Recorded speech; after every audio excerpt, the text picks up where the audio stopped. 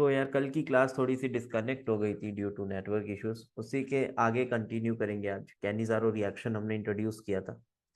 So this is lecture number 3 of carbonyl compounds.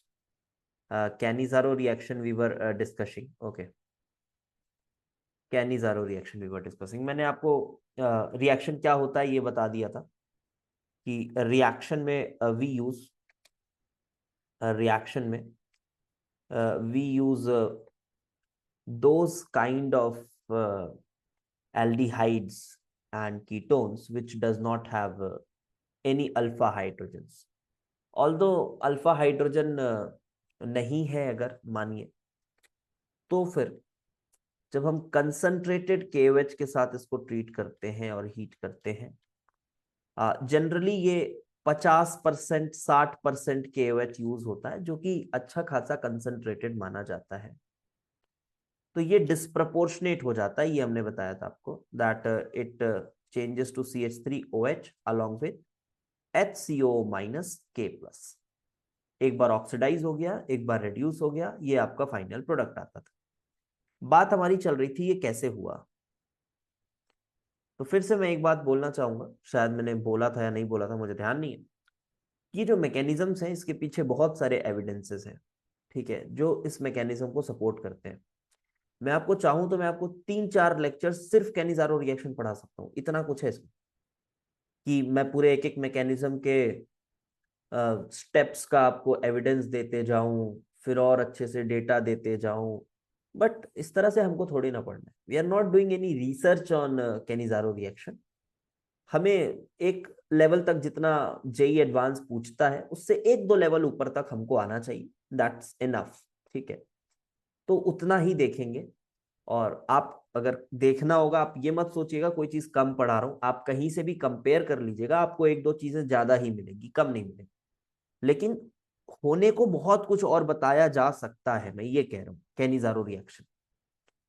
चलिए, तो बढ़िया से पहला पॉइंट मैकेनिज्म देखते हैं इसका।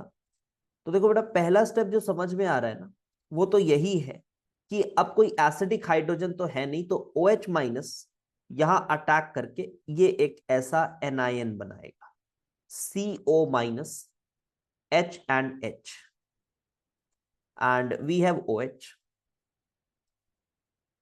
अब आप अगर सोचें कि ये O माइनस है, ये वापस जाकर OH को हटा देगा, तो OH को हटा देगा तो फिर तो वापस चला गया रिएक्शन, कुछ प्रोडक्ट नहीं बना। बट ये जो चीज बन रही है, ये कैसे बनी होगी, आपको ये सोचना है। मैं एक बार फिर से बता दूं, ये आपको सोचना नहीं है, ये मैकेनिज्म बताया जा रहा है, आपको इस मैकेनिज्म को मानना है कि हाँ ऐसा ही होता है। ठीक है, तो इसमें देखो hydride transfer mechanism, hydride transfer mechanism है। एंड अगेन एक बात और बोलना चाहूंगा आपको कि वो जो रिएक्शन मैकेनिज्म हमने पढ़ा है वो फंडामेंटल्स है। आप इस गलत फहमी में मत रहिएगा कि वो रिएक्शन मैकेनिज्म पढ़ के आप ये सब का मैकेनिज्म अपने आप प्रेडिक्ट करने लग जाएंगे। That is not possible. ठीक है, तो यहां पर कुछ ऐसा होता है कि ये हाइड्राइड ट्रांसफर है, ये O माइनस वापस आता है और H माइनस निकल कर इस डेल्टा पॉजिटिव पर अटैक करता है और ये फिर आगे निकल जाता है। तो इस तरह से हाइड्राइड ट्रांसफर हुआ। एक बात और मैं बता दूं, यहां पर H minus is not free.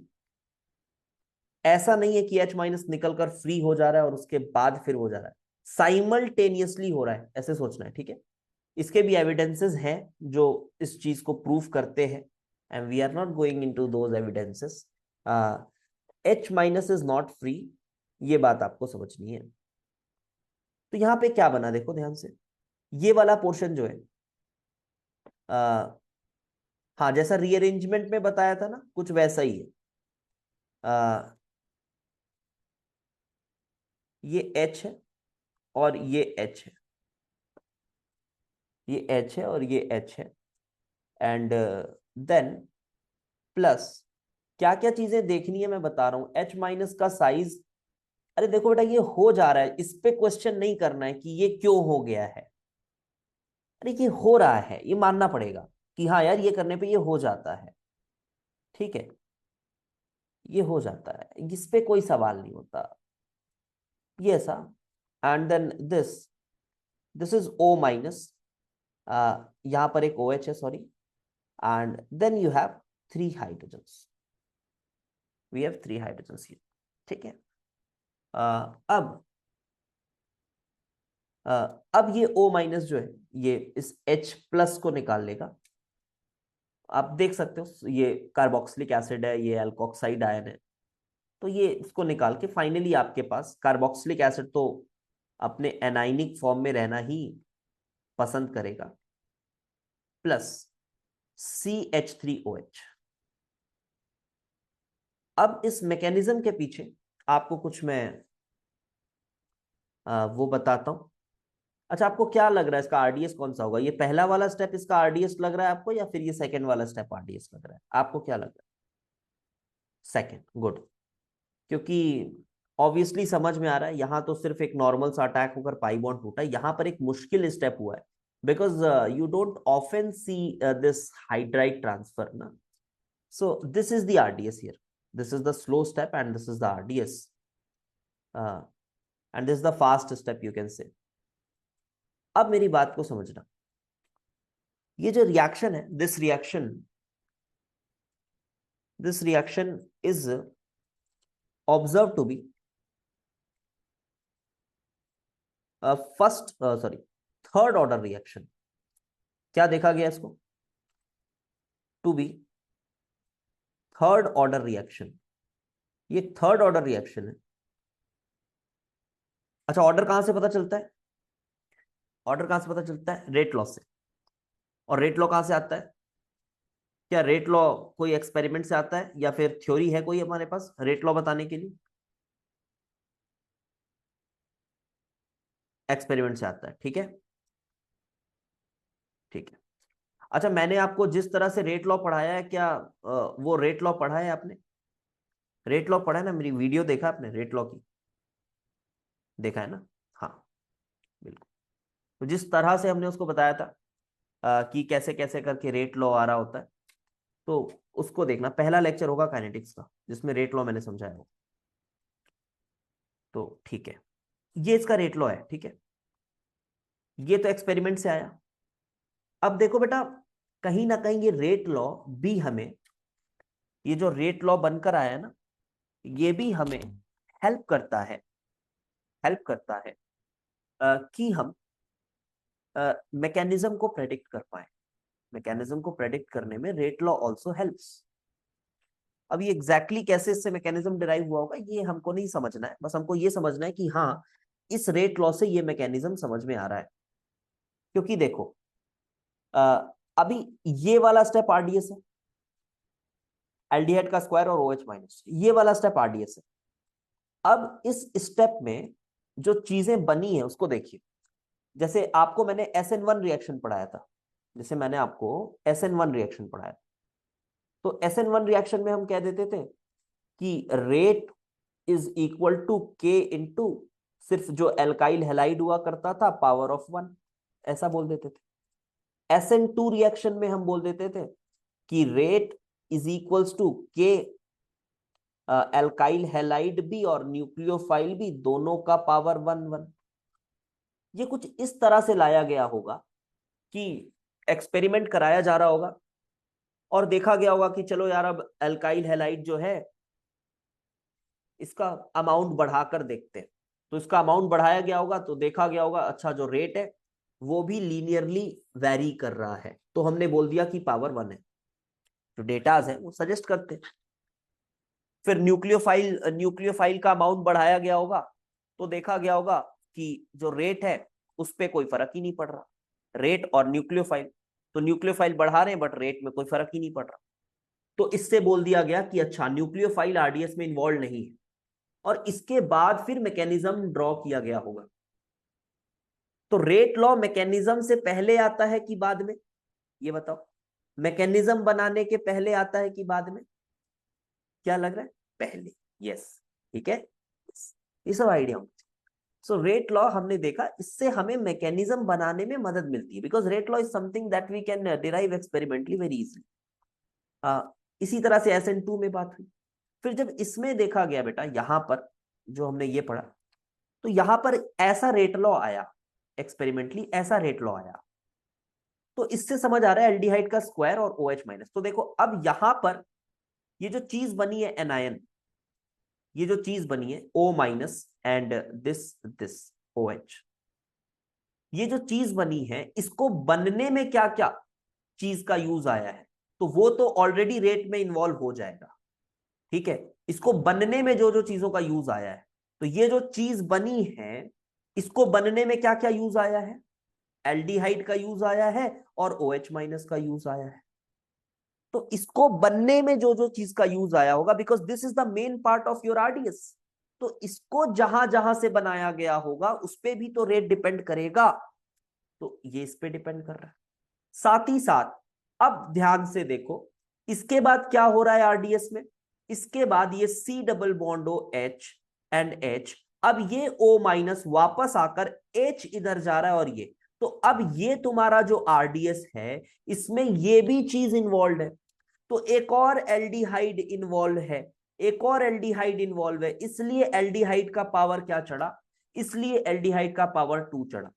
Although ऐसा नहीं बोलना चाहिए मुझे कि इसलिए पावर 2 चढ़ा, मुझे ऐसा बोलना चाहिए कि पावर 2 दिखा इसलिए हमने ऐसा मैकेनिज्म बनाया, पावर 2 दिखा इसलिए हमने ऐसा मैकेनिज्म बनाया। This is the right way to say. Okay, तो अभी ये थोड़ा समझ आ गया होगा कि हाँ इस तरह से चल रहा है। बट एक और आपको बढ़िया केस बताता हूं, कैनिजारो रिएक्शन का ही, कैनिजारो रिएक्शन का ही एक और बढ़िया चीज बताता हूं। इसमें ऐसा है कि when base is very concentrated, when base is very concentrated, then it has been seen that rate law becomes, rate law becomes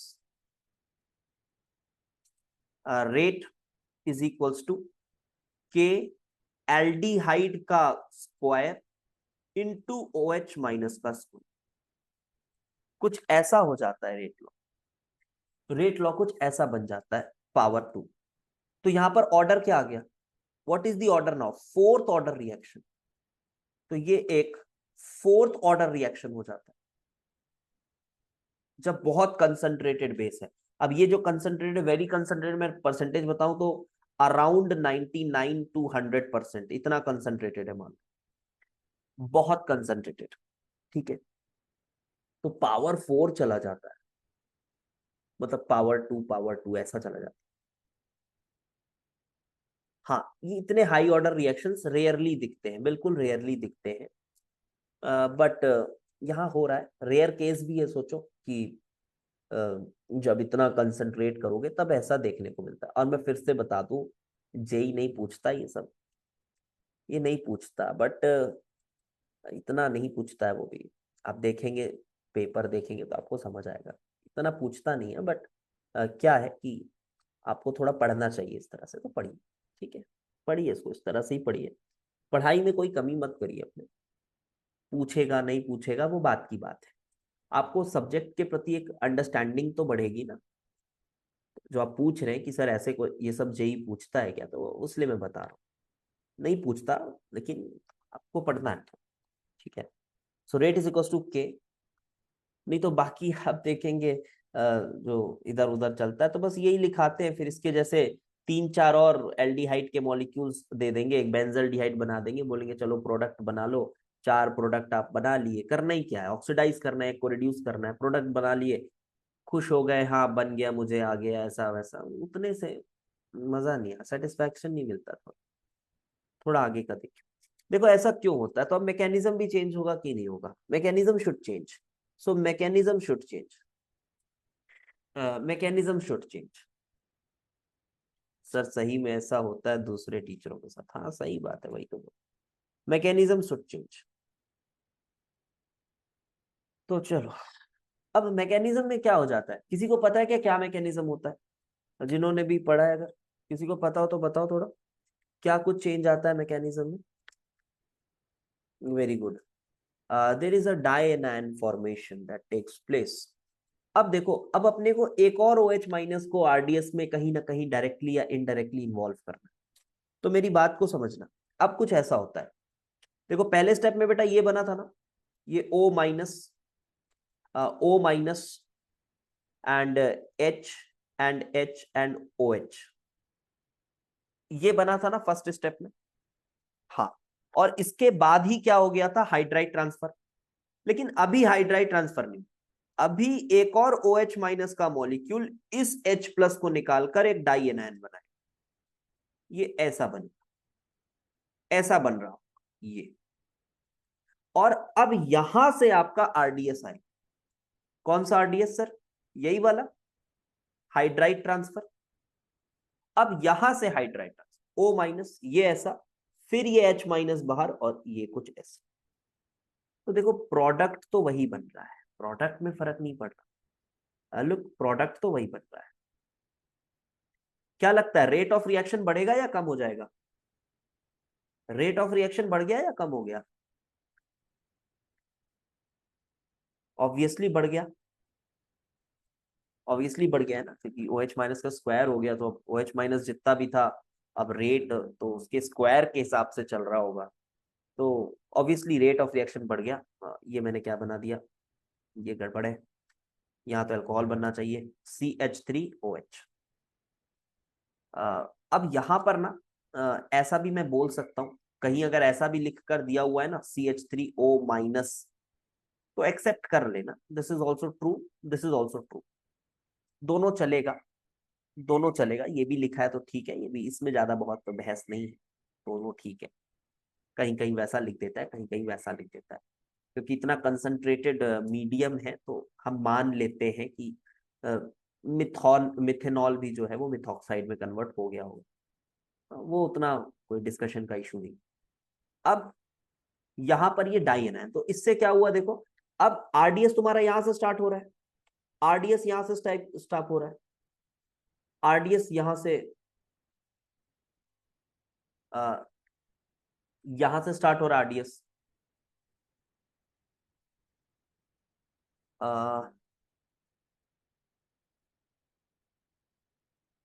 क्या पूछ रहे हो, कार्बन डाइऑक्साइड, कहाँ कार्बन डाइऑक्साइड, कार्बन डाइऑक्साइड कहाँ पे, लास्ट स्टेप में, ये प्रोडक्ट यही रहेगा बेटा, कार्बन डाइऑक्साइड आपको कहां से दिख रहा है, ये O माइनस से, ये ऐसा करके,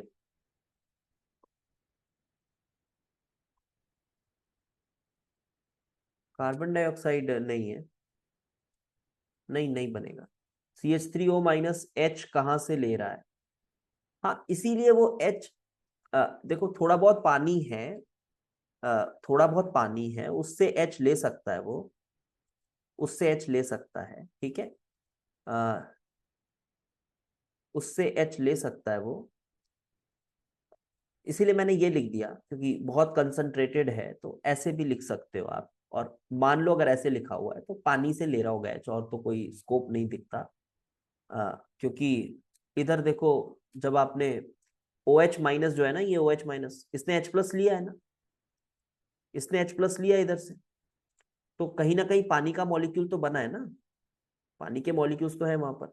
सर एक H एक्स्ट्रा हो गया, सॉरी सॉरी, यहाँ पर ये H निकला हुआ है, ये H निकला हुआ है, ये H निकला हुआ है, so this is your formate ion as well as you have got this। तो यहां पर आप देखिए जो आरडीएस में ये इन्वॉल्व है, इसको बनाने के लिए क्या क्या लगा है, एक एल्डिहाइड लगा है, साथ ही साथ एक OH माइनस लगा है, लेकिन एक OH माइनस नहीं, एक और OH माइनस ने डाई एनायन बनाया, ऐसा लगा है, और फिर एक एल्डिहाइड यूज हुआ है आरडीएस में, तो ये ऐसा हुआ है, तो कहीं ना कहीं ये रेट लॉ कुछ इस तरह से फोर्थ ऑर्डर रिएक्शन बन गया कैनिजार, फोर्थ ऑर्डर रिएक्शन बन गया कैनिजार रिएक्शन, ठीक है, that's it. Now the other thing is fourth order reaction. अब मुझे बताओ आप कि which is a better hydride donor, now the question is which is better hydride donor, जो हमने पहले बनाया था वो अच्छा हाइड्राइड डोनर है या फिर ये अच्छा हाइड्राइड डोनर है, what should be the answer according to you, ये O माइनस and OH. Whether this is a better hydride donor or this is a better hydride donor, दोनों में कौन अच्छा hydride donor है, डाई एनायन या फिर ये, क्या लगता है?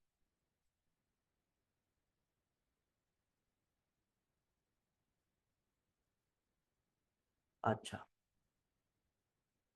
तो इसमें भी थोड़ा मैं वही बताऊंगा, फैक्ट ही बताऊंगा, बट उसके सपोर्ट में आपको एक चीज बताऊंगा. आई थिंक वन बोल रहे हो आप, ठीक है. This is a better hydride donor. Dianion एक बेटर हाइड्राइड डोनर है. आप कुछ कुछ इस एंगल से सोचो, आप उसको कुछ इस एंगल से सोचो कि जो चार्जेस होते हैं वो कंपाउंड को थोड़ा अनस्टेबल और रिएक्टिव बना, ठीक है. चार्जेस होते हैं वो कंपाउंड को थोड़े अनरिएक्टिव और थोड़े, सॉरी अनरिएक्टिव बोल रहा हूँ, अनस्टेबल और रिएक्टिव बनाते हैं.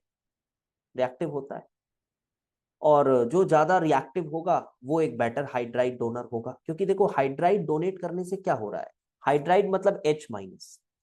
तो अगर ये एनायन से H माइनस निकलेगा तो कहीं ना कहीं ये इसका चार्ज खत्म होगा. अगर H माइनस निकलेगा तो चार्ज खत्म होगा. तो इस एंगल से सोचो कि जो ज्यादा अनस्टेबल है वो उतना फ्रीक्वेंटली H माइनस देना चाहेगा. जैसे आप हीट ऑफ कंबशन में करते हो, heat of combustion, heat of hydrogenation, याद है? आप same number of pi bonds तोड़ रहे होते हो, same number of pi bonds तोड़ रहे होते हो, लेकिन जो ज्यादा स्टेबल है वो कम हीट देता है, तो रिएक्शन की टेंडेंसी उसकी थोड़ी सी कम होती है. कुछ वैसे ही सोचो, जो ज्यादा अनरिएक्टिव, जो ज्यादा रिएक्टिव होगा, जो ज्यादा अनस्टेबल होगा, वो उतने बढ़िया तरीके से H माइनस देगा. तो यहां पर लिख देता हूं मैं कि dianion more reactive, more reactive due to 2 unit negative charge, 2 unit negative charge. देखो, ये भी थोड़ा सा फैक्चुअली है ना, क्योंकि देखो आप इसमें सोचने के लिए ऐसा भी सोच सकते हो, लेकिन सर ये H माइनस देकर इसका चार्ज ही खत्म हो जा रहा है, तो ये तो ज्यादा अच्छा लग रहा है. ठीक है, तो थोड़ा सा यहाँ पर इस तरह से सोचना पड़ेगा. वो भी आपका सोच गलत नहीं है, बट एक्सपेरिमेंटली थोड़ा ये देखा गया है कि this is a better hydride donor due to 2 unit negative charge and hence better hydride donor, hence better H minus donor. Okay, now let us come to the next point, and it says, अब यहां पर क्या product बनेगा, let us सी. मेरे पास है HCHO plus benzyl डिहाइड, और आपको cross Cannizzaro reaction कराना है. सेम वही अल्कोहलिक KOH, अल्कोहलिक KOH की जगह कंसंट्रेटेड KOH लिख देता हूं. कंसंट्रेटेड KOH के साथ हीट कर रहे हैं. So look, this is an example of cross Cannizzaro reaction. Cross Cannizzaro reaction,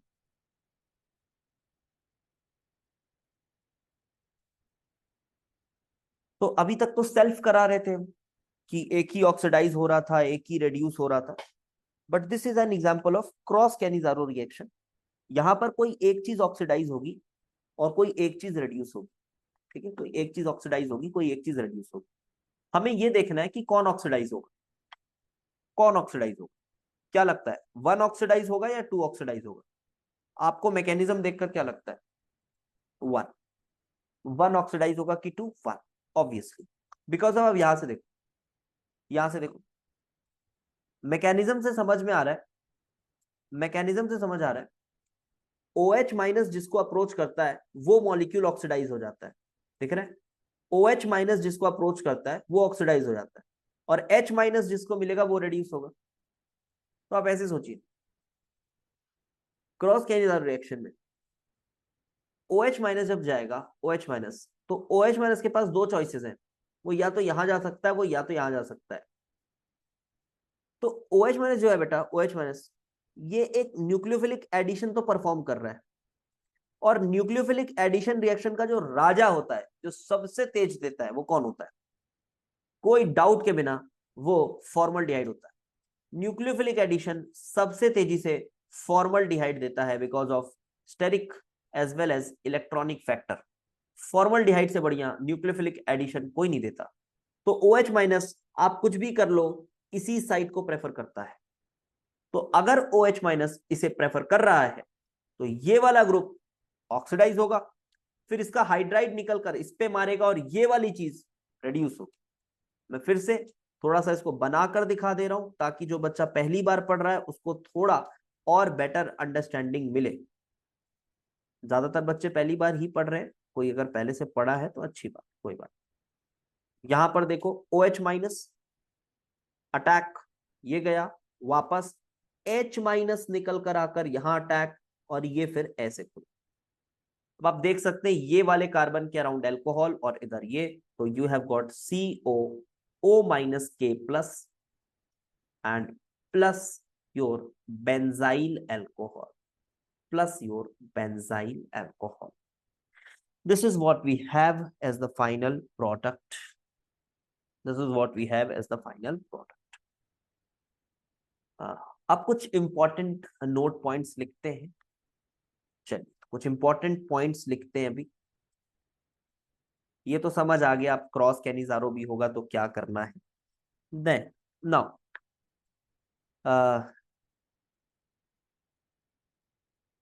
there are few aldehydes, there are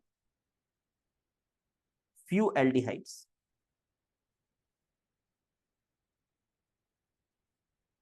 with alpha hydrogens, with alpha hydrogens, with alpha hydrogens which can undergo Cannizzaro reaction. देखो अगर alpha H है, अगर alpha H आपके पास है तो वो Cannizzaro reaction क्यों करेगा? वो तो फिर एल्डोल प्रेफर करेगा, है ना। जनरली जो होता है वो एल्डोल रिएक्शन ज्यादा प्रेफरेबल होता है अगर अल्फा एच है तो। Generally aldol condensation, aldol condensation is more preferred because you can see वहां पर मैकेनिज्म भी आसान है, वो एक फास्ट रिएक्शन है कैनिजारो के comparison. Aldol condensation is more preferred if aldehydes या फिर कीटोन्स हैव अल्फा हाइड्रोजन्स। अगर अल्फा हाइड्रोजन्स हैं तो वो ज्यादा प्रेफर होता है, but there are few aldehydes which can undergo Cannizzaro reaction. कुछ ऐसे भी हैं जो कैनिजारो रिएक्शन कर सकते हैं।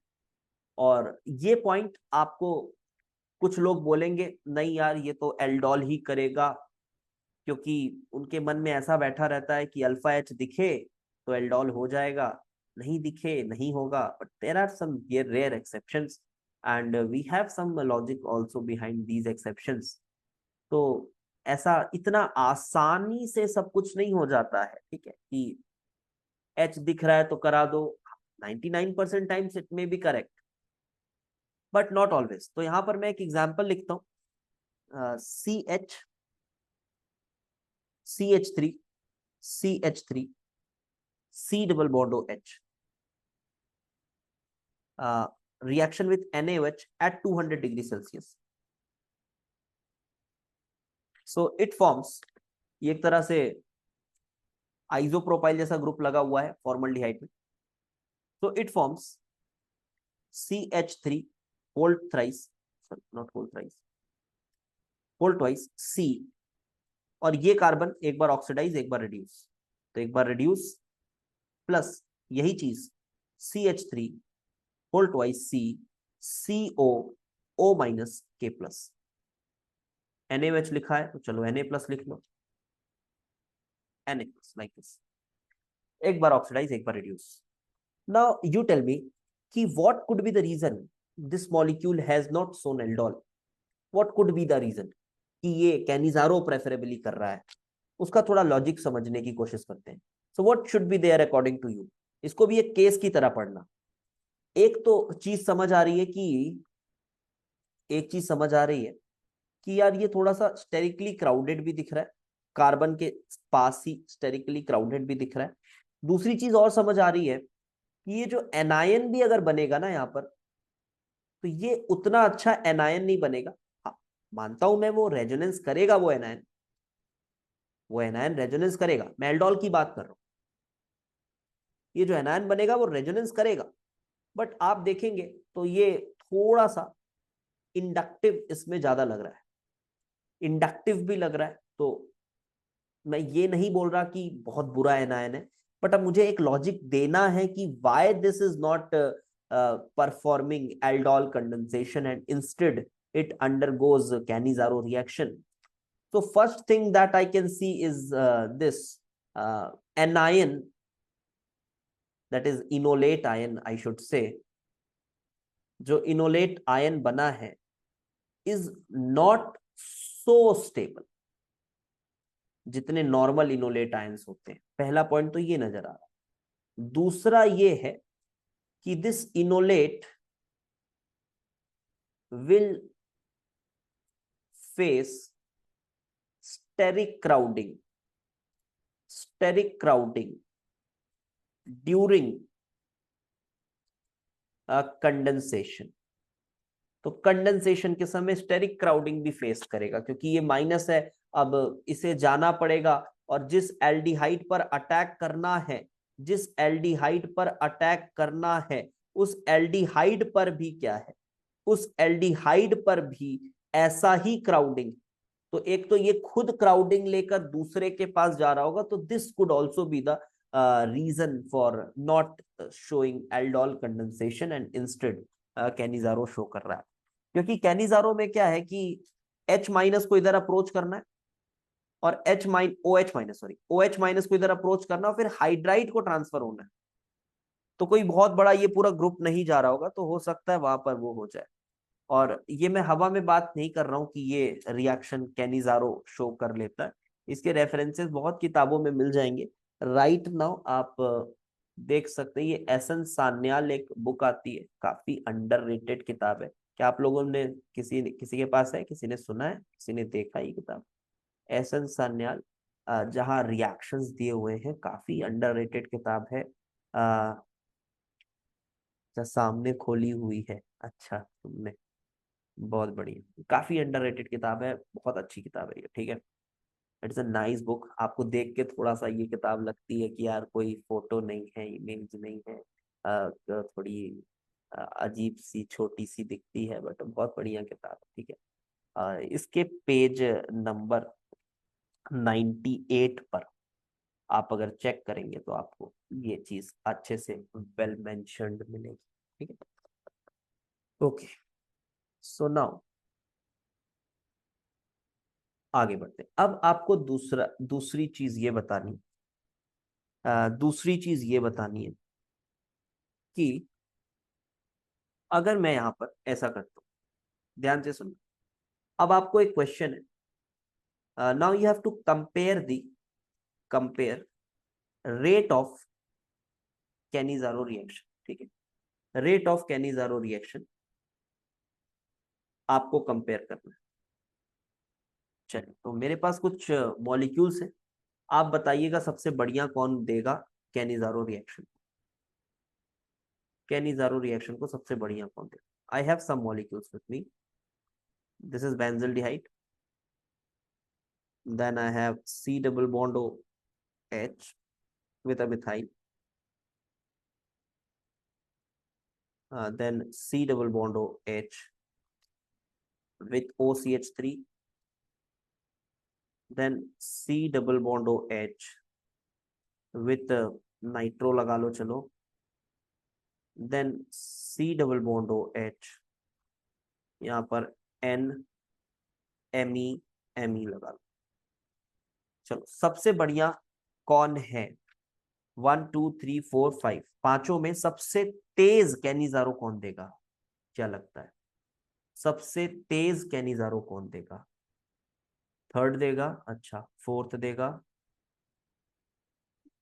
थर्ड बोल रहे हैं बच्चे, एक दो कुछ बच्चे फोर्थ बोल रहे हैं। नाउ लुक, ठीक है, ये क्वेश्चन तो है, आपके आंसर्स भी आ गए, बट इसके पीछे कॉन्सेप्ट क्या समझ में आता है? कॉन्सेप्ट बताओ, क्या चेक किया आपने? क्या चेक किया आपने? What should be the concept behind this? What should be the concept? आपने क्या चेक किया? Hydride donation tendency. Hydride donation tendency check किया। एक बच्चे ने हाइड्राइड डोनेशन टेंडेंसी चेक की। ठीक है। और क्या चेक कर सकते हैं? तो हाइड्राइड डोनेशन टेंडेंसी तो इसकी और ज्यादा होनी चाहिए ऋग्वेद, नहीं होनी चाहिए, बताओ। अ, इसकी और ज्यादा नहीं होनी चाहिए हाइड्राइड डोनेशन टेंडेंसी। तुमने हाइड्राइड डोनेशन टेंडेंसी देखी होगी तो फिर इससे देखा होगा कि ये प्लस आर लगा रहा है तो ओ माइनस और अनस्टेबल है तो जल्दी देना चाहेगा, कुछ ऐसा सोचा होगा शायद तुमने। तो फिर ये तो और तेजी से दे रहा है इलेक्ट्रॉन, तो इसका जो हाइड्राइड डोनेशन टेंडेंसी है वो तो थोड़ा और ज्यादा होना चाहिए, फिर ऐसा लगता है ना? ओके। अब दूसरी बात आती है न्यूक्लियोफिलिसिटी, देखें। न्यूक्लियोफिलिसिटी ऑफ कार्बन चेक करना था क्या? शायद तुम इलेक्ट्रोफिलिसिटी बोलना चाह रहे हो। हाँ, न्यूक्लियोफिलिसिटी बोल दे रहे हो शायद। तो इलेक्ट्रोफिलिसिटी अगर देखनी है क्या कार्बन की, कि कार्बन में कितना डेल्टा प्लस है, कितना डेल्टा प्लस है, लेकिन फिर एक बात आता है मन में कि सर लेकिन ये जो ओ एच माइनस का अटैक हो रहा है, यहां पर इलेक्ट्रोफिलिसिटी देखकर अटैक हुआ था, यहां इलेक्ट्रोफिलिसिटी देखकर अटैक हुआ था, तो सर बात ऐसी है कि ये तो आरडीएस था ही नहीं, ये तो आरडीएस था ही नहीं, ये आरडीएस तो था ही नहीं, तो क्या देखें? ये भी आरडीएस नहीं था।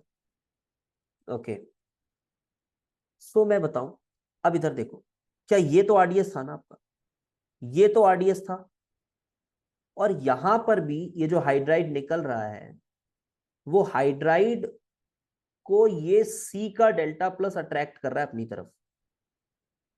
ठीक है, तो अगर ये अट्रैक्शन इधर होगा नहीं सी के डेल्टा प्लस का हाइड्राइड को, तो ये निकलेगा नहीं, तो कहीं ना कहीं इलेक्ट्रोफिलिसिटी देखनी है, बट ये वाली इलेक्ट्रोफिलिसिटी नहीं, ये वाली इलेक्ट्रोफिलिसिटी।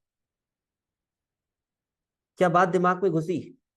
इलेक्ट्रोफिलिसिटी देखनी है, बट पहले वाले स्टेप की नहीं, इधर। तो काम तो वैसे ही चलेगा, आंसर तो दोनों, किसी को भी देखो बात वही है, लेकिन थोड़ा मन में क्लैरिटी होनी चाहिए कि ये वाली इलेक्ट्रोफिलिसिटी देखनी है, तो अल्टीमेटली इलेक्ट्रोफिलिसिटी देखनी है। और इसका भी मैं आपको एविडेंस बता दूंगा कि ये कैसे, क्यों मैं ऐसा कह रहा हूं, बट अभी थोड़ा देखिए। तो चलो सिंपली क्या चेक करो, check electrophilicity of carbonyl carbon. देखो और भी जो फैक्टर्स आप सोच रहे हो वो हो सकता है आप कॉन्सेप्चुअली सही सोच रहे हो कि ठीक है सर, नेगेटिव आयन की स्टेबिलिटी देख सकते हैं। देखो हाँ, वही वही बोल रहा हूँ, हर्षुल उसी का जवाब देने वाला हूँ। सर ये कैसे, देखो उसका सवाल मैं पढ़ दे रहा हूँ, सर ये कैसे पता चला कि एच लीविंग टेंडेंसी की जगह इलेक्ट्रोफिलिसिटी देखनी है? दोनों तो सेम है आरडीएस में। अच्छा ये बताओ, अगर तुमने इलेक्ट्रोकेमिस्ट्री मेरे से पढ़ी है फॉर एग्जाम्पल, तो हम ये फॉर्मूला लिखते हैं कापा इंटू 1000 अपॉन मोलैरिटी, ये फॉर्मूला लिखते हैं, और फिर हम यहाँ पर ये कहते हैं कि मोलैरिटी अगर बढ़ाएंगे तो कापा भी क्या होने लगता है, कापा भी बढ़ने लगता है।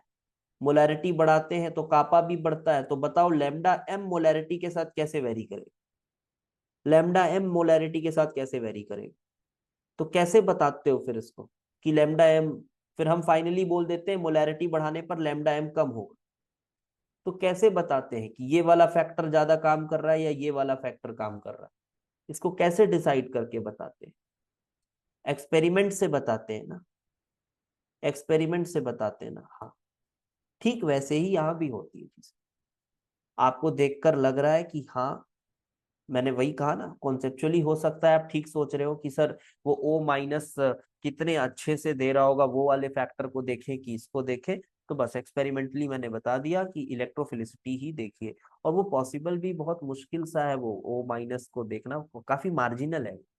जैसे जैसे और मेच्योरिटी आएगी आपको आपको ये चीज से समझ आने लगेगी कि वो काफी मार्जिनल है वो देखना, कि OCH3 का O माइनस ज्यादा अच्छा डोनेशन डोनेशन टेंडेंसी है हाइड्राइड का, या फिर N वाले का ज्यादा तेज है डोनेशन टेंडेंसी, ये काफी मार्जिनल है, देखना पॉसिबल नहीं। लेकिन इलेक्ट्रोफिलिसिटी काफी ठीक ठीक समझ में आता है। और आपको एक बहुत इंपॉर्टेंट बात बताता हूँ। तो अब आंसर आ गया क्या? सबसे बढ़िया कौन होगा? सबसे बढ़िया ये वाला होगा, नंबर 1। उसके बाद तो ये सभी डोनर्स ही हैं, ये भी डोनर है, ये भी डोनर है, ये भी डोनर है, तो नंबर 2 ये होगा। अब सबसे बुरा डोनर ये है, तो नंबर 3 ये होगा, फिर ये है, और ये 5 है। आई होप अब इलेक्ट्रोफिलिसिटी चेक करनी है तो ये तो काफी कॉमन सेंस है, समझ आ गया होगा। अब आपको एक बहुत इंपॉर्टेंट बात बताऊं, ये वाला जो कंपाउंड आपको दिख रहा है ना, दिस इज पैरा पे NN डाई मिथाइल बेंजल्डिहाइड, ये जो कंपाउंड है, ये कैनिजारो रिएक्शन दे ही नहीं पाता है। ठीक है, तो नोट करके लिखिए, नोट करके लिखिए कि ये जो कंपाउंड है, जब एक हद तक आप इलेक्ट्रोफिलिसिटी कम कर रहे हो कर रहे हो कर रहे हो, कुछ हद तक वो सहता है। पर जब आप ऐसी हरकतें कर दोगे कि इतना स्ट्रॉन्ग +M वाला ग्रुप लगा दोगे, अगर NH2 लगा है ना तो भी बहुत नेग्लिजिबल यील्ड है, वो सब सवाल कभी नहीं पूछेगा आपसे। NH2 भी बहुत नेग्लिजिबल यील्ड है, लेकिन ये जो है एकदम जीरो यील्ड है। कैनिजारो की जीरो यील्ड आ जाती है। तो लिख लेता हूं मैं यहां पर note, compounds like, compounds like para dimethyl amino benzaldehyde, dimethyl amino benzaldehyde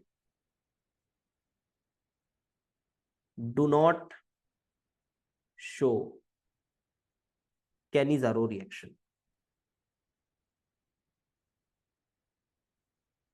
ये कैनिजारो रिएक्शन दिखाते ही नहीं है। Okay, fine. Now some reactions, some reactions you have to tell the final product. Okay, you have to tell the final product.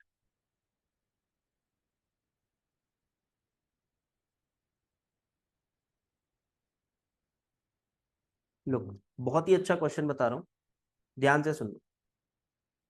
when you have CH3, C, CH3, C, H, CHO plus HCHO, HCHO and हमने यहाँ पर NaOH डाला हुआ है। ठीक है, हमने यहाँ पर NaOH डाला हुआ है and now we have to tell कि what will be the product if it is given that this is used in 1:2 ratio.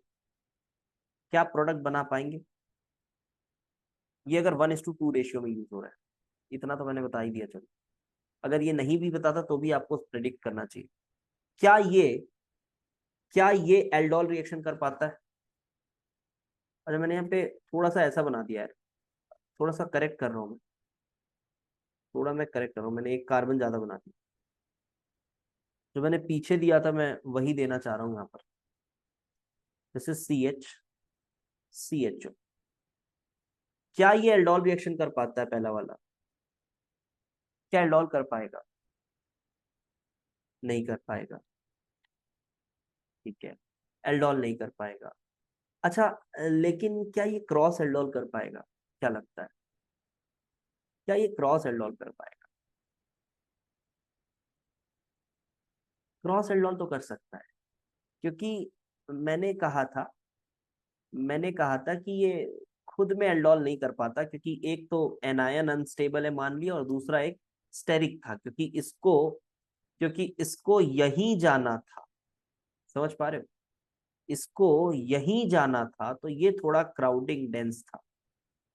ये थोड़ा क्राउडिंग टेक्स्ट था, बट यहां पर इसको तो फॉर्मल्डिहाइड पर जाना है, इसको तो फॉर्मल्डिहाइड पर जाना है, हमेशा एल्डोल को ही पहले प्रेफरेंस दोगे, वो तो बहुत रेयर केस है जब नहीं होता, नॉर्मली एल्डोल को ही प्रेफरेंस दीजिए आप, don't think of anything else, aldol को प्रेफरेंस दीजिए। तो ये पहले एल्डोल करेगा इसके साथ, दिख रहा है, this is C minus this C double bond O H, ये पहले एल्डोल करेगा, H C H O minus attacks, opens up. What it forms is CH3 and CHO, and here you are getting CO minus, that is OH, H and H. And now since ये 1:2 mole ratio मैंने लिखा हुआ है, क्या अब इसके पास कोई alpha hydrogen दिख रहा है? क्या अब इसके पास कोई अल्फा हाइड्रोजन दिख रहा है? आंसर है नहीं दिख रहा। So now what will happen, now what will happen,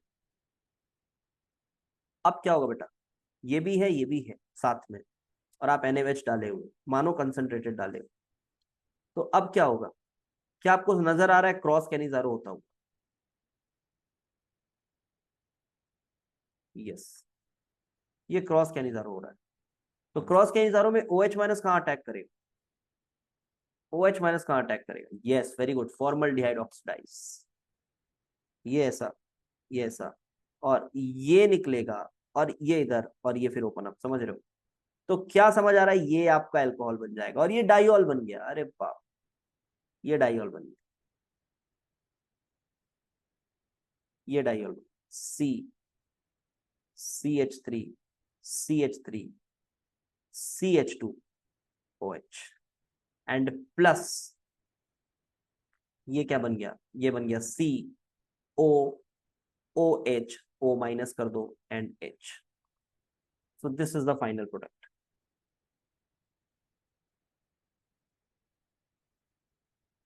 I hope ये समझ आ गई, ठीक है, तो क्रॉस के निधारो तो, वाह,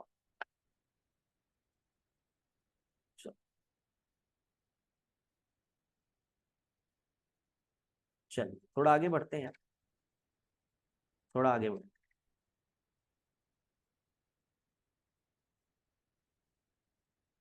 थोड़ा आगे बढ़ते।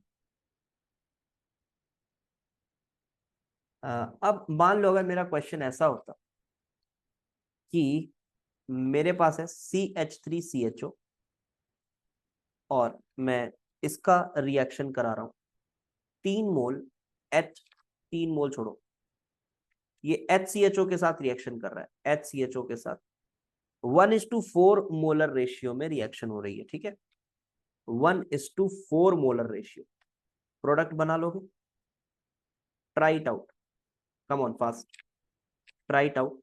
अब यहां मैंने NaOH लिख दिया है ना, तो समझ लो ये NaOH इनफ कंसंट्रेटेड है for aldol as well as Cannizzaro reaction to proceed, so concentrated ही लिख दे रहा हूं। अच्छा, डाइल्यूट में एल्डोल हो जाता था तो कंसंट्रेटेड में नहीं होगा ऐसा नहीं है ना, हो जाएगा, तो डाइल्यूट में ही हो जाता था, कंसंट्रेट में हो ही जाएगा। और हमेशा पहले कौन सा रिएक्शन होता है, पहले हमेशा कौन सा होता है, एल्डोल, बहुत बढ़िया।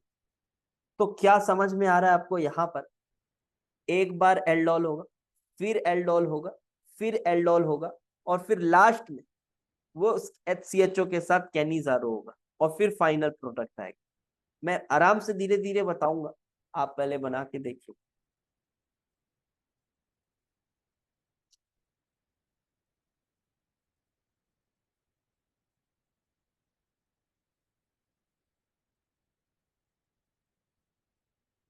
सर चैप्टर के दूसरी तीसरी क्लास में ही आप इस लेवल पे ले जा रहे हो, ऐसा बहुत रेयर देखा। ऐसे ही होता है यार, सही तरीका यही है, ऐसे ही चलो, ऐसे ही चलो, यही सही तरीका है।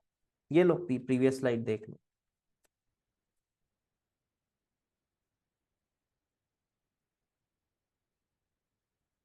आपको मेरा सीक्वेंस और ऑर्डर भी बहुत अलग लगेगा, कौन सा रिएक्शन कब पढ़ाना है, बहुत अलग लगेगा।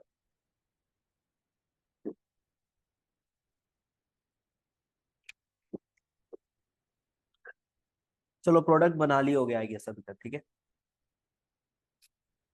अगर नहीं भी बनाए होगे कोई बात नहीं, मैं बहुत ज्यादा टाइम नहीं दे सकता ना अभी, क्योंकि अपन थोड़ा, देखिए सबसे पहले बेटा आपने इनोलेट बनाया नॉर्मल वाला, एंड देन आपने HCHO के साथ रिएक्शन कराया, तो ये हुआ क्रॉस एल्डोल। क्रॉस एल्डोल अपन ने किया तो वी हैव गॉट, हीट नहीं कर रहे हैं तो डोंट थिंक कि, ये OH कर देता हूं मैं अभी, H2 है और इसके साथ लगा CH2, नॉर्मल आपका beta hydroxy aldehyde, beta hydroxy aldehyde formation हुआ। कार्बन छूट गया क्या, CH2, सी नहीं, ठीक है करेक्ट। अब इसके बाद फिर क्या होगा, अभी भी अपने पास H बचा हुआ है, तो ये H हटेगा, फिर माइनस आएगा, फॉर्मल्डिहाइड का एक और मॉलिक्यूल अपने पास है, तो यहाँ पर फिर ये माइनस अटैक करेगा और ये ओपन अप हो जाएगा। So we will get CHO, then CH, single bond C, H2OH, एक और लग जाएगा H2OH, और अभी भी एक H बचा हुआ है, तो क्रॉस कैनिजारो है, कोई बात नहीं हटा दो, सॉरी क्रॉस एल्डोल है ये हटा दो, फिर एक फॉर्मल्डिहाइड का मॉलिक्यूल ले आओ, ये माइनस अटैक करा दो, ओपन अप करो, क्या बना, ये carbon with aldehyde C double bond OH with 3 CH2OH, CH2OH, CH2OH, and CH2OH. So 3 moles of this has been used up, and now we do not have any alpha hydrogen, but still we have HCHO over there, and it has been asked कि अगर वो 4 मोल use होगा तो क्या बनेगा, तो अगर उसका चौथा मोल यूज होता है, ऐसा सवाल बोल रहा, अगर यूज होता है तो वो कैनिजारो ही कर पाएगा, और कैनिजारो करने के लिए ऑक्सीडाइज कौन होता है, ऑक्सीडाइज हमेशा फॉर्मल्डिहाइड होता है, क्योंकि OH माइनस आता है और देखता है कि कहां पर स्टेरिक क्राउडिंग कम है, ये वापस आके हाइड्राइड ट्रांसफर करता है, और यहां से ये ऐसे खुल जाता है, तो ये मॉलिक्यूल क्या बन जाएगा बेटा, ये मॉलिक्यूल कुछ ऐसा नहीं बन जाएगा, CH2OH, CH2OH, can't you see, कुछ ऐसा बन गया, carbon with CH2OH, CH2OH, CH2OH plus, and here you have HCOO minus Na plus, this is the product। क्या ये सभी बच्चों को क्लियर है, 3 times एल्डोल देन 1 कैनिजारो।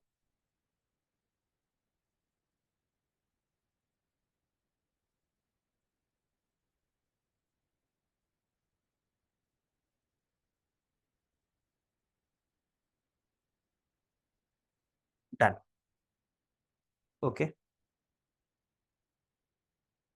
चलिए अब एक आध केस और देखते हैं, अगला नेक्स्ट इंट्रामोलिकुलर कैनिजारो देखते हैं। Intramolecular Cannizzaro, not a big deal, same चीज है, सेम चीज है, कोई बहुत नया केस नहीं है इंट्रामोलिकुलर कैनिजारो। अगर मैं आपको ना भी पढ़ाऊं इंट्रामोलिकुलर कैनिजारो और नया सवाल आ जाए आप पे ऐसा, तो आप बना लोगे, कोई बड़ी बात नहीं है। चलो बनाकर दिखाओ, intramolecular Cannizzaro reaction, intramolecular Cannizzaro reaction.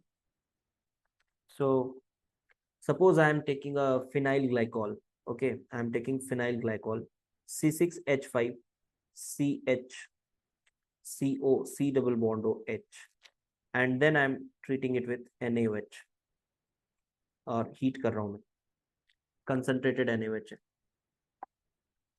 तो प्रोडक्ट बनाना है, फटाफट से बना लो, एक ये ले लो और एक इससे आसान ले लो, चलो और ग्लाइकॉल ले लो,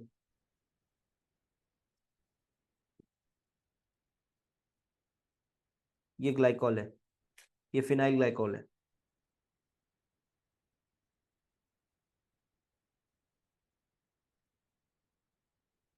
ये नॉर्मल ग्लाइकॉल है।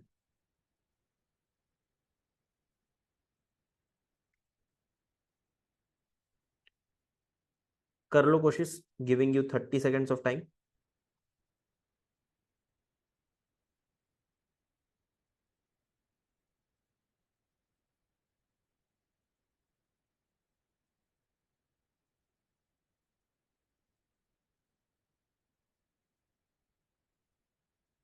ओके, डन, ठीक है।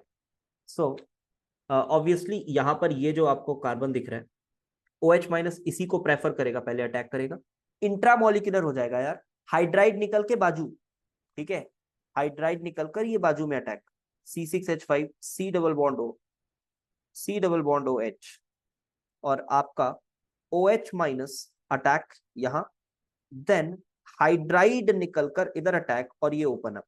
तो क्या आपको समझ आ रहा है कि ये वाला ग्रुप क्या बन जाएगा, ओ एच, और ये वाला ग्रुप क्या बन जाएगा, कार्बोक्सिलिक एसिड। तो ये वाला ग्रुप आपका एल्कोहल हो जाएगा और ये वाला ग्रुप आपका कार्बोक्सिलिक एसिड हो जाएगा, ये कार्बोक्सिलिक एसिड हो जाएगा। C6H5 CH, CHOH, COO minus Na+, ठीक है, O minus Na+। So this is the product. ये कॉमन नेम भी बता दे रहा हूं आपको, ऑल्दो आप IUPAC तो कर ही लोगे इसका, बट इसको ना मैंडेलिक एसिड कहते हैं। ये जो कार्बोक्सिलिक एसिड है ना, this is mandelic acid. at benzylic position it has a alcohol and then it has a COH. This is a mandelic acid, so this is sodium salt of mandelic acid. याद रह जाए तो अच्छी बात है, कोई ऐसा याद करना नहीं है, याद रह जाए मैंडेलिक एसिड, हाँ सर ने बताया था, कभी काम आ जाए तो अलग बात। Sodium salt of mandelic acid. Okay, ठीक है। अब यहां पर ये तो ग्लाइकॉल है, तो ये यहीं पर अल्कोहल, यहीं पर एल्डिहाइड, सॉरी कार्बोक्सिलिक एसिड, तो it will be COO minus Na+ CH2OH। So this is your glycolic acid का sodium salt. so this is sodium salt of glycolic acid। Okay, so this is all about our Cannizzaro and aldol reaction. Without wasting time, let us start next reaction, and this next reaction is, let us introduce the next reaction, which is Perkin reaction, or you can say Perkin condensation। Perkin condensation, जिस order में पढ़ा रहा हूं इसी order में notes बनाएंगे, बिल्कुल जो जो रिएक्शन आपको लिख रहे हैं वही वही रिएक्शन का नोट्स बनाएंगे। सर क्या ये एनसीईआरटी का भी यही ऑर्डर दिया, नहीं दिया हुआ एनसीईआरटी का ये order. Perkins condensation, Perkins condensation NCERT में पाओगे भी नहीं। कैनिजारो देखोगे एनसीईआरटी में बस एक फॉर्मल्डिहाइड का एग्जांपल दिया होगा, ठीक है सर, एक पेज पीछे, हाँ ये देख लो, देख लो, कोई डाउट होगा। ओके, एनसीईआरटी का ऑर्डर नहीं है, लेकिन ऑल्दो चैप्टर खत्म होने के बाद एक बार एनसीईआरटी को हम पीडीएफ के थ्रू, एनसीईआरटी की पीडीएफ को टिक मार्क करते चलेंगे। यहाँ देखो ये हो गया, ये हो गया, ये हो गया, ये हो गया, ऐसे just like hand book for JEE Mains की तरह यूज करना है आपको एनसीईआरटी को, ठीक है। तो ये पूरा पढ़ने के बाद उसको एक बार टिक करेंगे जरूर, but we will not follow its order because it's quite weird. So Perkins condensation की बात करें, चलिए रिएक्शन लिखेंगे पहले। सबसे इंपॉर्टेंट क्या है बेटा, बता रहा हूं मैं आपको, मैकेनिज्म वगैरह तो ठीक है, वो दूसरा दूसरा लेवल है। सबसे पहले जैसे कोई कहता है परकिन रिएक्शन, तो आपको रिएक्शन पता होना चाहिए कि किसका किसके साथ रिएक्ट करा के क्या बनता है, वो याद रखना है। मैं सीधे बता रहा हूं, याद रखना है, क्योंकि जेई एडवांस में भी बहुत बार ऐसा होता है कि आपको मैकेनिज्म की जरूरत ही नहीं पड़ती, अगर आपको सिर्फ रिएक्शन भी पता है तो आप बहुत आराम से आगे बढ़ जाते हैं। तो पहला काम ये है कि ये जो मैं पहली स्लाइड बता रहा हूं रिएक्शन का, ये याद रखना है। जैसे कैनिजारो, हाँ यार डिस्प्रपोर्शनेशन हो जाता है, ठीक है, ऐसे वैसे ही परकिन रिएक्शन, चलिए लिखिए क्या होता है। Here condensation has been, condensation has been affected between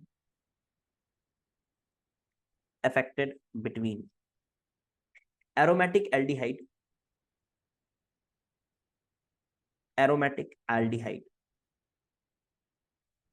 and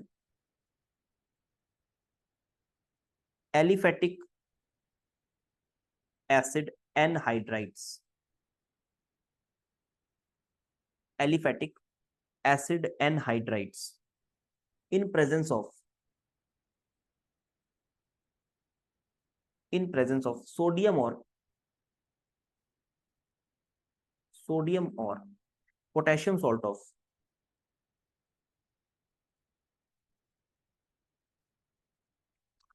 acid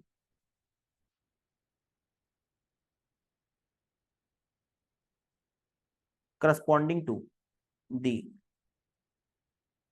anhydride to yield alpha beta unsaturated aromatic acids.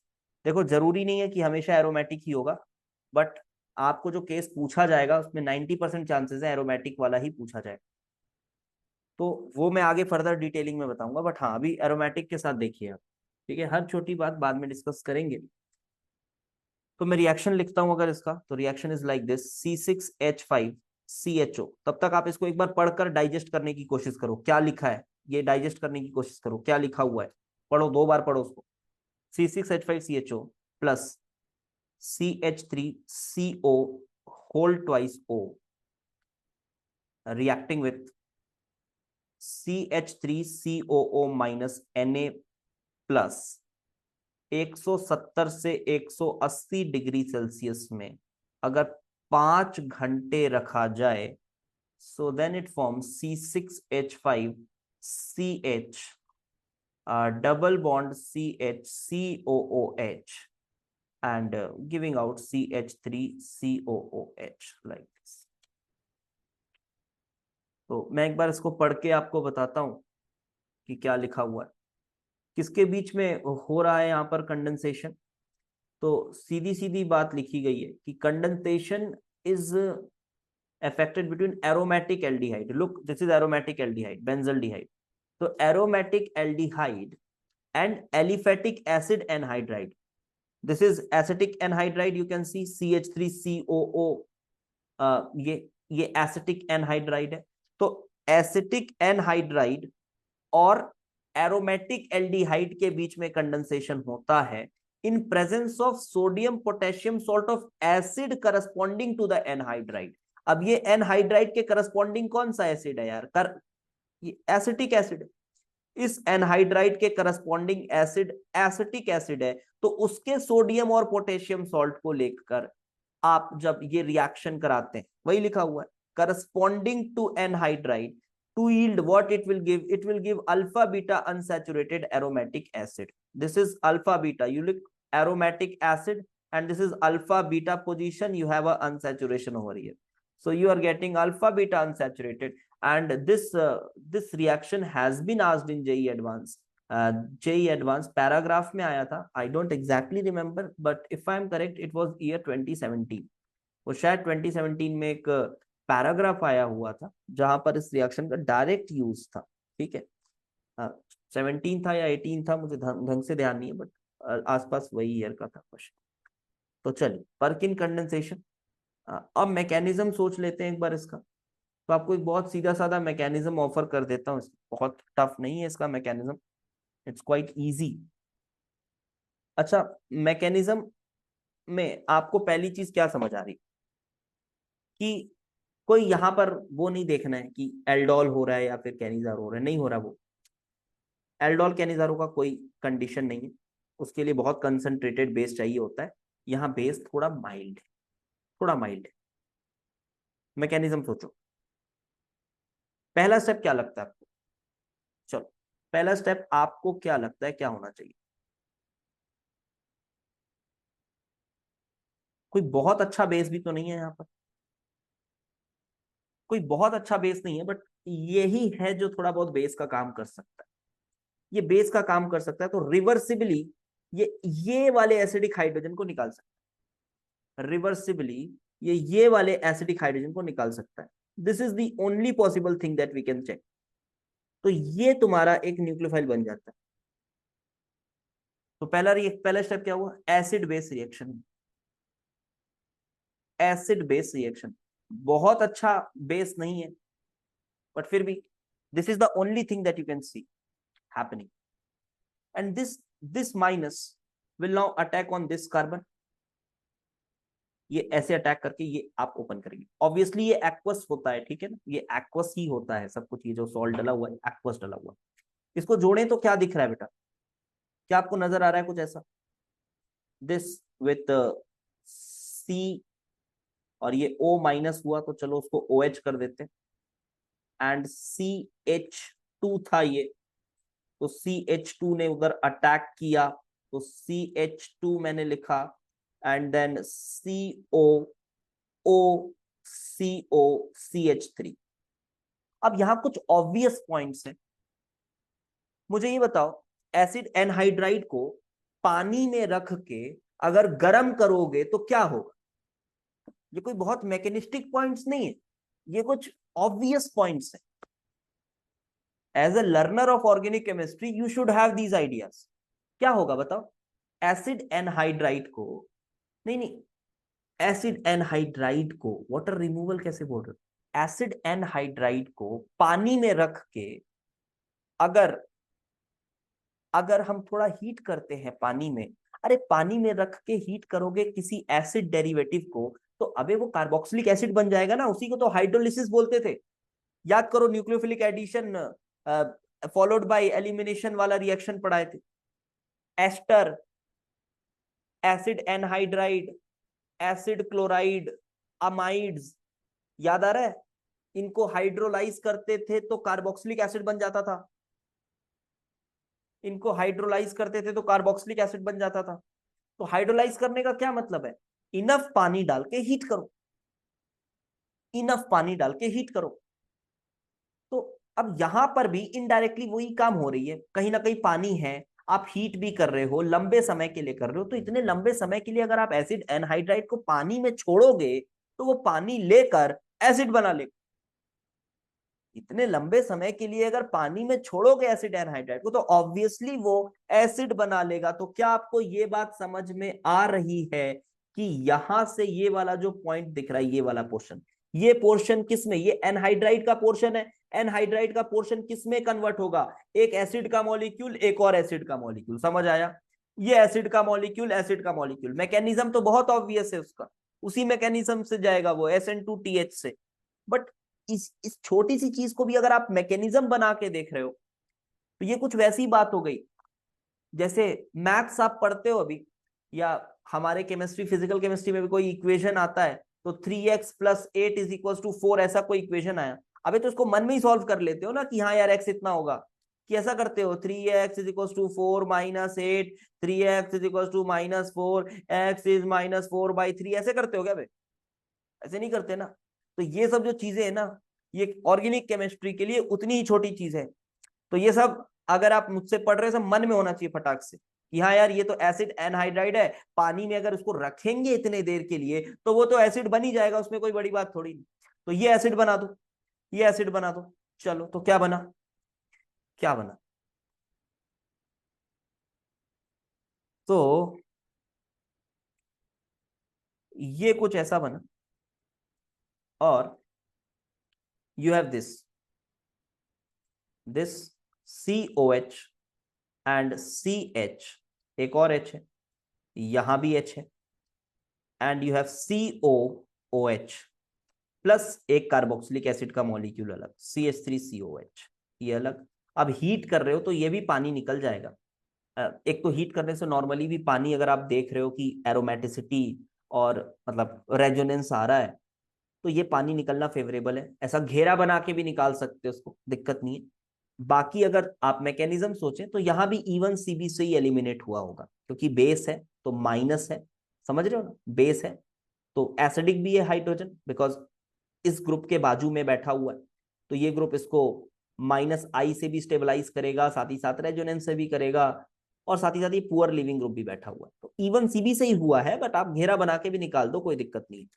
तो ultimately we are getting CH double bond CH। तो क्या ये बहुत मुश्किल मैकेनिज्म था? No, not at all. This was a simple mechanism, जहां पर आपने ये स्टेप समझना है, क्योंकि ये ऑब्वियस भी है, बिकॉज और कुछ हो नहीं सकता।